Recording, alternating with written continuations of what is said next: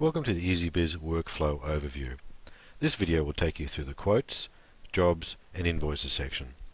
These three sections flow from one to another. However, you can opt to use any of these sections individually or use the features that allow you to connect one to the other. To start with, let's have a look at quotes. In the Quotes and Invoices section, the Quotes tab will list all the quotes with the option to search and filter them as required.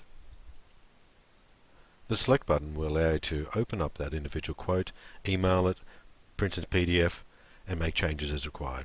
The Notes button allows you to enter communication notes specific to that particular quote.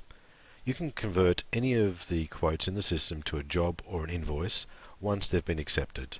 You can make a copy of the quote or attach images and files using this button here. The Quote section also has mapping with the markers identified here which link to their location on the map. You can also schedule quotes using the quote scheduling function. When a quote is first created and if it isn't allocated to a staff member, it's put in the not allocated section. You can then just drag and drop it and allocate it to whoever you like. Obviously the times can be adjusted as required. The contacts in the system are represented here, and you can nominate which of the contacts in the system are available to go out and do quotes for you. Once a quote has been accepted, it can then be converted to a job simply by clicking this button here. So let's have a look at the Jobs section. By clicking on Jobs and Scheduling from the left-hand menu, you then see all the jobs that are available in the system. The listing and functionality of the Job section is similar to the Quote section, but there are some additional features that are very powerful, such as the ability to create teams based on assets. So if you have a list of assets that are available, employees or other assets that you might put into the system, such as equipment, trucks for instance, you can then create teams based on equipment and employees, and the breakup of the teams is stored in the system here.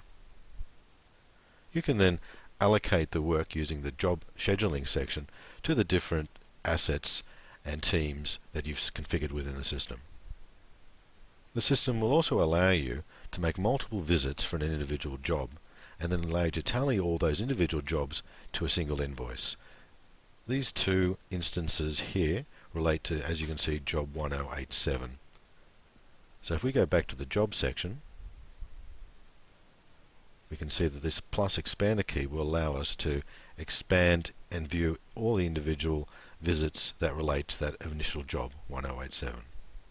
Once a job's completed, you can then generate an invoice from that job.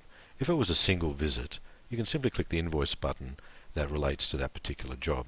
However, if there's multiple visits involved, you can click the Generate Invoice from Above Schedule Entries button to generate that invoice.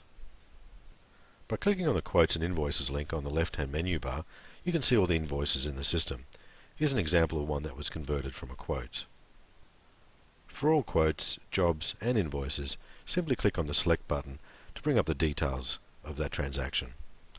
From there, you can email the transaction to the client directly. It automatically attaches the PDF file.